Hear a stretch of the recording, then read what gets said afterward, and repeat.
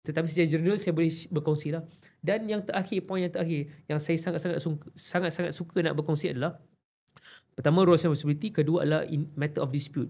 Yang ketiga adalah in any case of default. Kalau kata tiba-tiba tak deliver kerja, apa you nak buat? Adakah dia akan kembali pada status quo? Adakah dia akan kembali kepada benda yang asal? Adakah perjanjian itu akan terbatal? Kebanyakannya usahawan bila dia tak bikin, tak apalah, buat je dah. Dah bila kata dispute tiba-tiba pula macam contoh nak kena bawa mahkamah, dah panjang lagi. Dah nak kena bergaduh dalam. So ini antara 3 elemen yang penting. So you just imagine a solid agreement, at least they have more than 30 clauses. Macam mana bos? Macam tadi kan, yang dah rugi 50 juta tu, apa sebenarnya mistake dalam agreement tersebut ataupun tak ada Agreement agreement tak ada. langsung? Tak ada agreement. Sebab apa? Tak apa, it's okay. Sebab semua everything smooth. For the past 14 years semua jackpot. Kena satu kali. Lepas tu dia kata, tak, saya dah ada company secretary. Dalam company secretary ada agreement. Itu constitution.